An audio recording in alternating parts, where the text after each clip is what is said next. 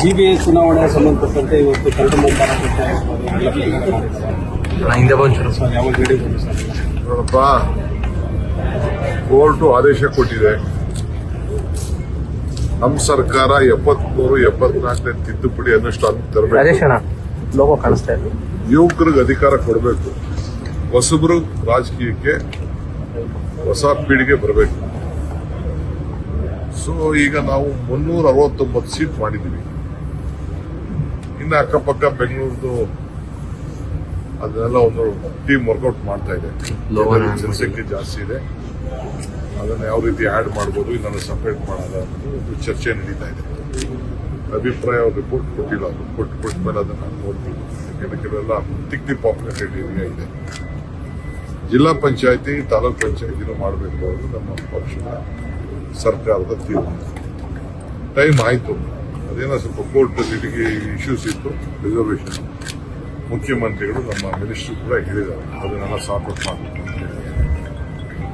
So ಅದಕ್ಕೆ symbol ಮೇಲೆ ಆಗ್ಬೇಕು.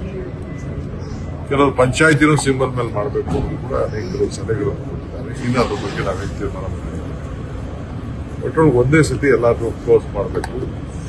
ಬೇರೆ ರಾಜ್ಯದಲ್ಲಿ ಈ ಥರ ಕೇರಳ ಆಯ್ತಲ್ಲ, ಎಲ್ಲ ಒಟ್ಟಿಗೆ ಒಂದೇ ಸತಿ ಮಾಡಬೇಕು. ಆ ಥರ ಮಾಡಬೇಕು ಅಂತ ನಮಗೆ ಈಗಾಗಲೇ ಲೇಟ್ ಆಯಿತು.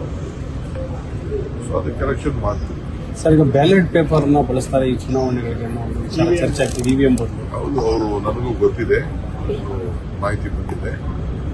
ಅದು ಎಲೆಕ್ಷನ್ ಕಮಿಷನ್ ಬಿಟ್ಟಿದ್ದು, ಸ್ಟೇಟ್ ಎಲೆಕ್ಷನ್ ಕಮಿಷನ್ ಬಿಟ್ಟಿದ್ದು.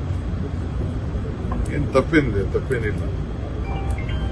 ಬ್ಯಾಲೆಟ್ ಬುಲೆಟ್ಗಿನ ಸ್ಟ್ರಾಂಗ್ ಬರಲಿ, ಬ್ಯಾಲೆಟ್ ಆಗಲಿ, ತಪ್ಪೇನಿದೆ. ವೋಟಿಂಗ್ ನಡೀಬೇಕು, ಅದು ಮುಖ್ಯ. ಬ್ಯಾಲೆಟ್ ಅಲ್ಲ ಮಾಡಿ ಅದು ಅವ್ರು ಬಿಟ್ಟಿದ್ದು, ಅವ್ರು ಏನು ತೀರ್ಮಾನ ಮಾಡಬೇಕು. ವೋಟರ್ ರೋಲ್ನ ಮಾಡಿದ್ದಾರೆ, ಅದಕ್ಕೆ ಟೈಮ್ ಇದೆ. ನಾನೆಲ್ಲ BLAಗಳು ಎಲ್ಲರೂ ಕೂಡ ಈಗಾಗಲೇ ನಾವು ಸಿದ್ಧತೆ ಮಾಡ್ಕೊಂಡಿದ್ದೀವಿ. ಏನೇನು ಹೆಚ್ಚು ಕಮ್ಮಿ ಆದರೆ ಯಾರು ವೋಟು ಸ್ಥಳೀಕರಿದ್ದಾರೆ ಅವ್ರಿಗೆಲ್ಲ ವೋಟ್ಗೆ ಅವಕಾಶ ಮತದ ಹಕ್ಕನ್ನು ಕೊಡಬೇಕು. ಆ ಹಕ್ಕನ್ನು JBಯವರು, ಎಲೆಕ್ಷನ್ ಕಮಿಷನ್ ಅವರು, ಅಧಿಕಾರಿಗಳು ಮಾಡ್ತಾರೆ. ಅದು ನಾವೇನು ಇಂಟರ್ಫಿಯರ್ ಆಗಲ್ಲ. ಅದು ಕಾನೂನು ಒಂದು ಚೌಕಟ್ಟಿದೆ. ಆ ಕಾನೂನು ಎಲೆಕ್ಷನ್ ಕಮಿಷನ್ ಏನು ಗೈಡ್ಲೈನ್ಸ್ ಮಾಡ್ತಾರೆ ಆ ಪ್ರಕಾರ